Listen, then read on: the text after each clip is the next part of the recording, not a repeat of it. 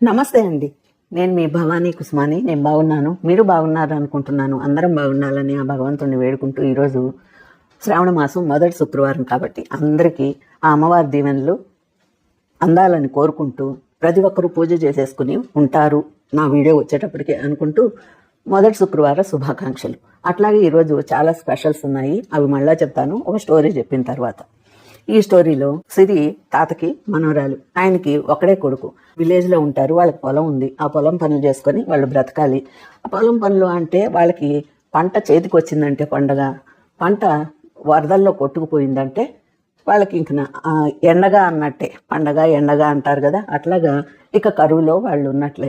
అందుకే రైతు ఎప్పుడు కూడాను దినదిన గండంగా బ్రతుకుతుంటారు. అంటే వాళ్ళకి ఆ పంట చేతికి వచ్చిందంటే సంతోషపడతారు, లేదంటే అప్పుల ఊబిలో కూరుకుపోతారు. కాబట్టి ఆ రైతుల జీవితం ఎలా ఉంటుంది అంటే ఆ భగవంతుడి దయ మీద ఆధారపడి ఉంటుంది. అట్లాగే వాళ్ళకు ఒక పొలం ఉంది కాస్త. ఆ పొలంలో ఆ కొడుకు కోడలు కష్టపడి పని చేసుకుంటుంటారు. తాతగారు వయసు అయిపోయిందిగా, ఆయన ఇంటి పట్టునుంటూ మంచి చెడులన్నీ చూసుకుంటూ సిరికి అన్ని మంచి విషయాలు చెప్తూ ఉంటాడు. ఒకరోజు సిరిని పొలం గట్టు మీద తీసుకొని పోతూ ఉంటే ఆ సిరి కూడా ఆ తాతతో మాట్లాడుతూ, అంటే 6 ఏళ్ల చిన్నారి, 6 ఏళ్ల సిరి మాట్లాడుతూ పోతూ ఉంది తాతతో. అట్లాగే ఒక దగ్గర కూర్చున్నారు. ఆ పాప కూడా అక్కడే కూర్చొని మట్టిలో ఆడుకుంటూ ఉంటే చీమలు బారిపోతూ ఉంది. ఆ బారిపోయేటప్పుడు ఆ చీమలు కూడాను చిన్నగా, అంటే తెల్లని పదార్థాలు పట్టుకుపోతున్నాయి. అది ఒకే బారులో పోతున్నాయి, అంటే లైన్గా పోతున్నాయి క్రమశిక్షణలో. అప్పుడు అడుగుద్ది, తాతయ్య ఏంటి ఈ చీమలు ఇంత బారుగా లైన్గా పోతున్నాయి అని. అంటే అవి ఇప్పుడు ఎండాకాలం కదమ్మా, వాటికి సరిపడా ఆహారం తీసుకుని అవి తినంగా మిగిలిన ఆహారాన్ని దాచుకుంటాయి. రేపు వర్షాకాలం వచ్చినప్పుడు అది మళ్ళా తినేదానికి, అంటే బయటకు రాలేవు కదా వర్షాల్లో, అందుకని పుట్టలుగా భూమిలో పుట్టలుగా చేసుకుని అక్కడ దాచుకుంటాయి. దానివల్ల మనం చాలా నేర్చుకోవచ్చమ్మా చీమల వలన.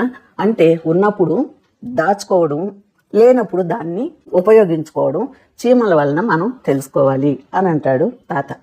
అప్పుడు సరే అన్నీ వింటది. చిన్న వయసు కదా, తాతగారు చెప్పేవన్నీ మైండ్కి ఎక్కుతుంటాయి. చిన్నపిల్లలప్పుడే మనం ఏ విషయాలైనా పిల్లలకి మంచి విషయాలు నేర్పించాలి. ఆ వయసులో నేర్పించినవి ఇక జీవితకాలం వాళ్ళకి మైండ్లో ఉండిపోతాయి. చిన్న చిన్న కథల రూపంలో వాళ్ళకి మంచి మాటలు చెప్పాలి. అట్లాగే ఒకరోజు బజార్కి పోతారు తాతగారు సిరి. ఒక బొమ్మను చూస్తుంది సిరి. తాతయ్య నాకు ఆ బొమ్మ కావాలి అని అడుగుతాడు. ఆయన దగ్గరుండే డబ్బులు 100 రూపాయలే ఉంది సామాన్కి, 50 రూపాయలు ఆ బొమ్మ. 50 రూపాయలు అమ్మాయికి బొమ్మ తీసి ఇచ్చేస్తే ఇక 50 రూపాయలకి ఇంటికి సామాన్ ఏం తీసుకుపోతాడు వంటకి. అందుకని ఆయన ఈ అమ్మాయిని మనసు నొప్పించకుండా, అంత పెద్ద బొమ్మ అవసరం లేదమ్మా, ఎందుకు 2 రోజులు ఆడి పడేస్తావు, అంత డబ్బులు వేస్ట్ చేయడం ఎందుకు, కష్టపడిన సొమ్ము మీ నాన్న ఇది, దీంతో మనం ఇంట్లోకి సరుకులు తీసుకుపోతే ఒకరోజు గడిచిపోద్ది కదా అని మంచిగా చెప్పి నీకు ఒక బొమ్మ తీసిస్తారా అని తీసుకుపోతాడు ఒక కుమ్మరి దగ్గరికి. ఆ కుమ్మరి హుండీలు అమ్ముతుంటాడు. ఆ హుండీ ఒకటి కొనిస్తాడు సిరికి. ఎందుకు తాతయ్య, బొమ్మ అడిగితే నాకు ఇది తీసిచ్చారు, దీంతో నేను ఎలా ఆడుకుంటాను అంటుంది సిరి.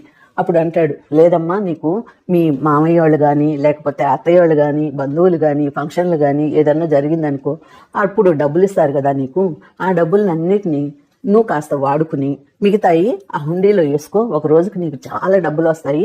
ఆ డబ్బులన్నిటితోటి నీకు సొంతంగా నీకై నువ్వే కొనుక్కో ఏదైనా ఒక బొమ్మ నీకు ఇష్టపడింది.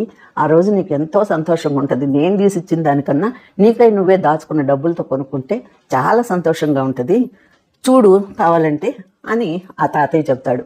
సరే, ఆ హుండీ తీసుకొని వెళ్ళిపోద్ది పాప. ఈయన సామాన్ తీసుకొని ఇంటికి వెళ్ళిపోయి ఆ డబ్బుల్లో 2 రూపాయలు మిగులుతాయి. ఆ 2 రూపాయలు సిరికి ఇస్తాడు. ఇదిగో సిరి అని డబ్బులు ఇస్తాడు. ఆ పాప ఏం చేసింది, తాతయ్య హుండీ తీసి ఇచ్చాడు కదా, దేవుడి దగ్గర తీసుకుపోయి పెట్టి ఆ 2 రూపాయలు తీసుకుపోయి హుండీలో వేసింది. అట్లాగే వేస్తూ ఉంది. అట్లా 12 ఏళ్ళు వచ్చేసింది. ఆ పాపకి హుండీ నిండిపోతుంది. మళ్ళీ ఇంకొక హుండీ కొనిచ్చుకుంటుంది తాతయ్య దగ్గర. అంటే వాళ్ళ చుట్టాలు కానీ, పండుగలు కానీ, పుట్టినరోజులు కానీ ఏం వచ్చినా కూడాను వాళ్ళు అంతో ఇంత ఇస్తారు కదా డబ్బులు. 2 రూపాయలు కానీ, 5 రూపాయలు కానీ, 10 రూపాయలు కానీ ఎంత చిక్కినా కూడాను అదొక ఉత్సాహం. అంటే నేను దాచుకుంటున్నాను అన్న ఉత్సాహంతో ఆ పాప స్కూల్కి పోయేటప్పుడు కూడాను ఏమి తినకుండా, పిల్లల మధ్యలో ఇంటర్వెల్ ఏమన్నా కొనుక్కొని తింటున్నా కూడాను తన మైండ్లో ఉంది, ఏమో అవసరానికి పనికొస్తుందేమోలే, నేను పొద్దున బ్రేక్ఫాస్ట్ చేసి వచ్చాను కదా, అంటే పొద్దున్నే టిఫిన్ చేసి వచ్చాను కదా, మధ్యాహ్నం మళ్ళీ అన్నం తింటున్నాను, ఎందుకు మధ్యలో ఇలాంటివి తినడం, ఇంటికి పోయాక అమ్మ ఏదో ఒకటి చేసి పెడుతుంది కదా అని ఆ పాప డబ్బుల్ని హుండీలోనే వేసుకుంటుంది. అప్పుడు ఒకరోజు కోడలు కూడా అడగద్ది, మామయ్య మీరేమో దానికి ఇచ్చిన డబ్బుల్ని జాగ్రత్త చేసుకోమని హుండీ తీసిచ్చారు. పిల్లలందరూ అవి ఇవి కొనుక్కొని తింటుంటే వాళ్ళ సాయి చూస్తుంటుంది కదా అని అంటే, లేదమ్మా ఈ రోజు నీకు అట్ట అనిపించినా కానీ ఫ్యూచర్లో చూడు నీ కూతురు వజ్రంలాగా తయారవద్ది అంటాడు వాళ్ళ తాతయ్య. అట్లాగే ఆమె కూడా సరిపెట్టుకుంటుంది. 12 ఏళ్ళు అయింది పాపకి.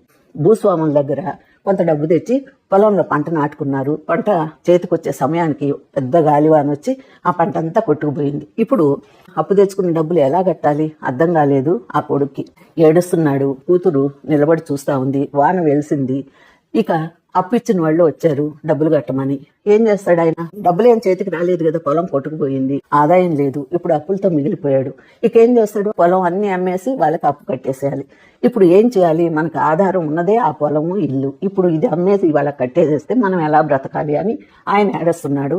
భార్య కూడా దీనంగా నిలబడుకొని ఉంది. అప్పుడు సిరికి గుర్తొస్తుంది, తాతయ్య ఆ రోజు చెప్పాడు కదా అవసరానికి పనికొస్తాయని అని ఈ 12 ఏళ్ళుగా దాచుకున్న డబ్బుల్ని ఆ 3 హుండీలు తీసుకొని వస్తుంది నాన్న దగ్గరికి. తెచ్చి నాన్నకి చెప్పొద్దు, నాన్న ఏడవకు, నా దగ్గర డబ్బులు ఉన్నాయి చూడు అని చెప్పని హుండీ పగలగొట్టి ఆ 12 ఏళ్ళు అంటే 6 ఏళ్ళుగా దాచుకున్న డబ్బులంతా బయటికి తీస్తే అవి కొన్ని వేలల్లో ఉంటాయి. తన అప్పులు తీరిపోగా మిగతా కూడా ఇంకా మిగిలినట్టుగా ఉంటుంది. అప్పుడు సునీకి చాలా ఆనందం వేస్తుంది. అబ్బా మా నాన్నగారి కష్టాన్ని నేను తీర్చగలిగాను అని. అంటే మనం సొంతంగా దాచుకున్న డబ్బులతోటి ఒకరికి సహాయపడితే ఆ ఆనందమే వేరు కదా.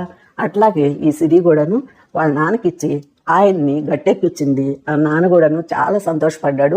ఆ రోజు తెలిసింది అమ్మకి మామయ్య గారు పాపకి ఎలాంటి పద్ధతులు నేర్పించాడు అని ఆ మామగారి మీద గౌరవం ఏర్పడింది. ఇది ఎందుకు చెప్పాను అంటే, ఇది ఆర్థిక అవగాహన దినోత్సవం ఈరోజు. అంటే డబ్బులు మనం ఎలా పొదుపు చేయాలి, మనం అవసరాలకు మాత్రమే ఖర్చు చేయాలి కానీ డబ్బుల్ని ఆడంబరాల కోసం చేయకూడదు అన్న ఉద్దేశంతో నేను చెబుతున్నాను. ఈరోజు ఆగస్టు 14 ఈరోజు ఆర్థిక అవగాహన దినోత్సవం. అందుకే ఈ స్టోరీ చెప్పాను. అంటే ఆర్థికం అంటే డబ్బులు, ఆ డబ్బుల్ని ఎలా ఉపయోగించుకోవాలి అనే రోజు కాబట్టి ఆ స్పెషల్ డే సందర్భంగా ఈ స్టోరీ చెప్పాను. అట్లాగే ఒక తండ్రి 3 కొడుకులు ఉంటారు. ఆ తండ్రి బాగా సంపాదించాడు. చాలా కష్టపడి సంపాదించిన డబ్బుతోటి చాలా పొలం కొన్నాడు. బాగా భూస్వామి అయ్యాడు ఆ తండ్రి. 3 కొడుకులు ప్రయోజకులు అయ్యారు, పెద్ద పెద్ద ఉద్యోగాల్లో ఉన్నారు. కానీ డబ్బు ఆశ మటుకు పోలేదు. ఆయనకు వృద్ధాప్యం వచ్చేసింది. ఇక ఎన్నాళ్ళు బ్రతుకుతాడు అని ఆ పొలం అంతా నా పేరుతోనే రాయమని కొడుకులు అడుగుతారు. ఒక్కొక్కరు నాకే రాయాలని గొడవలు పడుతుంటారు. అప్పుడు తండ్రి ఏం మాట్లాడు. ఆయన ఎప్పుడు ఆ పొలం పేపర్లు కానీ ఆస్తి పేపర్లు కానీ అన్నీ తన రూమ్లో ఉండే ఒక టేబుల్ డ్రాలో దాచి పెడుతుంటాడు, తాళం వేసి పెడతాడు, ఎవరిని తీయనీయకుండా. ఒకరోజు ఇక పెద్ద యుద్ధమే జరగద్ది వాళ్ళ ఇంట్లో. అంటే ఆ పొలం ఆ ఆస్తులు అన్నీ మా పేరుతో రాసేసాయి అన్నట్లుగా 3 గొడవ పడేసరికి ఆయన ఆ రోజు రాత్రి లోపలికి వెళ్ళిపోయి తలుపేసేసుకుంటాడు. కొడుకులు కోడళ్ళు, వాళ్ళ ఆఖరా కొడుక్కి ఒక కూతురు ఉంటుంది. ఆ పాప పేరు కూడాను సిరి. ఆ పాపకు కూడాను ఒక 7-8 ఏళ్ళు ఉంటాయి. పెదనాన్నలు నాన్న వీళ్ళు చేసే బాధ అంతా చూస్తుంది ఆ పాప. ఆడపిల్ల కదా, ఏమన్నా కష్ట సుఖాలన్నీ ఇంట్లో ఉండి చూసేది ఆడపిల్లలే ఎక్కువ మగపిల్లల కన్నా. ఆ పాప చూస్తుంది తాతయ్యని ఎంత విసిగిస్తున్నారు వీళ్ళు అని. పొద్దున్నే తలుపు తడితే తీయరు ఎవరు. సరే వీళ్ళే లోపలికి వెళ్ళి చూస్తే ఆ టేబుల్ మీద ఒక లెటర్ ఉంటుంది. ఆ లెటర్లో రాసి ఉంటాడనమాట ఆయన ఆస్తి అంతా అనాథాశ్రమంకు రాసేసాను అని. అప్పుడే లాయర్ వస్తాడు. లాయర్ వచ్చి అప్పుడు చెప్తాడు, ఆస్తి పత్రాలన్నీ నా దగ్గరే ఉన్నాయి. ఈ ఆస్తి మొత్తం ఆయన కష్టార్జితం. చాలా కష్టపడి 30 ఏళ్ళుగా ఆయన మూటలు మూసి కూలీ నాలి చేసి మీరు చిన్న వయసులో ఉన్నప్పుడు విలేజ్లో సంపాదించిన ఆస్తి ఇది. ఈ పొలం అంతా కూడాను అనాథాశ్రమంకు రాసేశారు మీ నాన్న. మీకు చదివిచ్చారు కదా, ఆ చదువుతోనే మీరు బ్రతకమని చెప్పి రాశారు అని ఆయన చెప్తాడు. ఆ మాటకి కోపం చాలా వస్తుంది. నాన్న ఇంత పని చేస్తాడు అనుకోలేదు అని వీళ్ళు అనుకుంటారు. ఆ డెస్క్ కూడా ఓపెన్ చేసి ఉంటుంది. దాంట్లో ఒక లెటర్ రాసి ఉంటాడు నాన్న. మీరు 3 కూడాను ఒక నెల రోజులు మన ఊర్లోని మన పాత ఇంట్లో మట్టి ఇంట్లో నెల రోజులు సొంతంగా మీరే పనులు చేసుకొని మీరే కాపురం చేసేటట్టు చేయండి. అప్పుడు మీరు నెల రోజుల తర్వాత నేను ఏదో పరిష్కారం ఇస్తాను అని చెప్తాడు ఆయన. అప్పుడు వీళ్ళు సరే 3 వెళ్తారు. లాయర్ కూడా చెప్తారు కదా, ఇది అనాథాశ్రమంకి రాశారు, కానీ నిజంగా పోవాలనుకుంటే ఈ నెల రోజులు మీరు అక్కడికి పోయి ఊర్లో నెల రోజులు ఉండండి. ఆ నెల రోజుల తర్వాత ఏ డెసిషన్ నాకు చెప్పున్నారు మీ నాన్నగారు, అది నేను చేస్తాను అంటారు లాయర్ గారు. అట్లాగే వీళ్ళు 3 కూడాను ఊరికి వెళ్తారు. ఆ ఇల్లంతాను దుమ్ము ధూళితోటి నిండిపోయి ఉంటుంది. మట్టిల్లు, అందుబాటులో ఏమి లేవు. సిటీలో ఉన్నప్పుడు బంగ్లాలో ఉన్నప్పుడు వాష్ బేసిన్ అని ట్యాప్స్ అని ఎక్కడెక్కడ స్విచ్ చేస్తే లైట్ వెలగడం ఇవన్నీ ఉంటాయి. అక్కడ ఏముంది, దీపం వెలిగించుకోవాలి. ఆ మట్టి ఇంట్లో సౌకర్యాలు ఏముంటాయి, నీళ్లు కావాలనుకుంటే బావి దగ్గరకు పోయి ఆ బావిలో నీళ్లు చేదుకొచ్చుకొని వంటలు అవి చేసుకోవాలి, స్నానాలు చేయాలి. ఈ నెల రోజులు వీళ్ళు చేసే పనులన్నిటికీ బాగా ఒకరికొకరు దగ్గరైపోతారు అన్నదమ్ముళ్ళు. అంటే అన్ని పనులు ఒకరే చేసుకోలేరు కదా, ఒకరికొకరు సహాయం చేసుకుంటూ ఉంటారు. అట్లాగే ఒకరోజు ఆ అటక మీద ఉండే ఒక తెల్లని అంటే అల్యూమినియం క్యారేజ్ ఒకటి కనిపిస్తుంది. అది తీసి కింద పెడతారు. ఆ తర్వాత ఒక మూలన పాత అరిగిపోయిన చెప్పులు కనిపిస్తాయి. ఆ చెప్పులు చూస్తారు. అప్పుడే ఆ ఊరి ప్రెసిడెంట్ వస్తారు అక్కడికి. ఏంటి ఆ క్యారేజ్ చెప్పులే చూసుకుంటున్నారా, మీ నాన్న బ్రతికిన జీవితం మాకు తెలుసు. మీ నాన్న మీకోసం ఎంతో కష్టపడి మూటలు మోసి పగలనక రే అనక చాలా కష్టపడి సంపాదించాడు ఆస్తి. మీరు ఇప్పుడు అనుభవిస్తున్నారు, మీకు ఆ కష్ట సుఖాలు ఏం తెలియదు అని ఆ ప్రెసిడెంట్ గారు చెప్తారు. అప్పుడు వీళ్ళకి జ్ఞానోదయం అవుద్ది. నాన్న ఇంత కష్టపడితే మనం ఇప్పుడు అనుభవిస్తున్నాము, ఇప్పుడు అంత కష్టపడ్డ నాన్నని మనం ఆస్తి ఇవ్వమని చెప్పని ప్రాణం తీస్తున్నాము ఆయన్ని అనుకుని వాళ్ళు కళ్ళల్లో నీళ్లు పెట్టుకుంటారు. అప్పుడు ఆ ఇంటి చూరులో ఒక లెటర్ ఉంటుందన్నమాట.